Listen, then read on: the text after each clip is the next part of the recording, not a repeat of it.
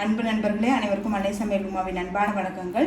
இன்னைக்கு அன்னை சமையலில் பார்க்க போகிறது பரங்கிக்காய் மசாலா. வாங்க எப்படி செய்கிறதுன்னு பார்க்கலாம்.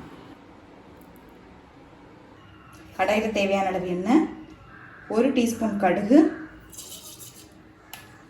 1/2 டீஸ்பூன் சீரகம், கொஞ்சம் கருவேப்பிலை,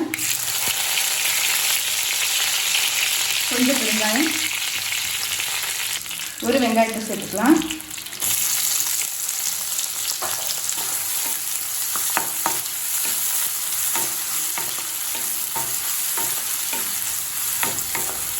ஒரு தக்காளி,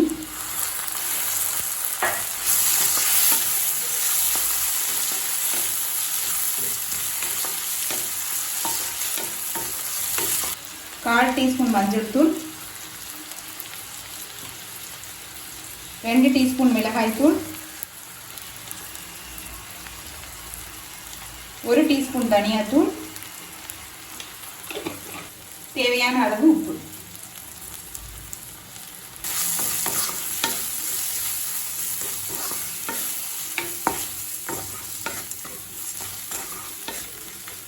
இப்போ மிளகாய்த்தூள் வாசனை போக நல்லா வதக்கியாச்சுங்க.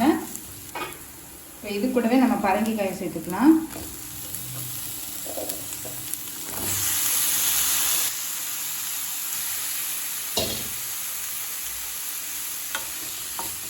கால் கிலோ சேர்த்துக்கோங்க.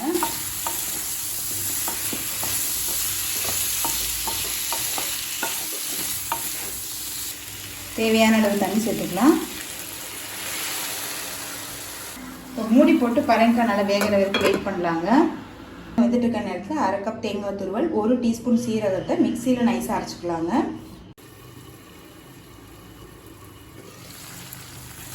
தண்ணி எல்லாம் நல்லா சுண்டிடுச்சுங்க. பரங்கிக்காய் பாருங்கள் நல்லா சாஃப்டாக ஆகிடுச்சு, நல்லா வெந்துடுச்சு. இப்போ நம்ம அரைச்சி வச்சுருக்க விழுது சேர்த்துக்கலாங்க. தண்ணி சேர்க்காமல் அரைக்கணும்.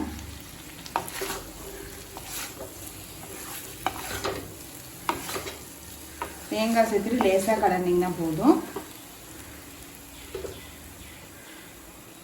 கொஞ்சம் கொத்தமல்லி,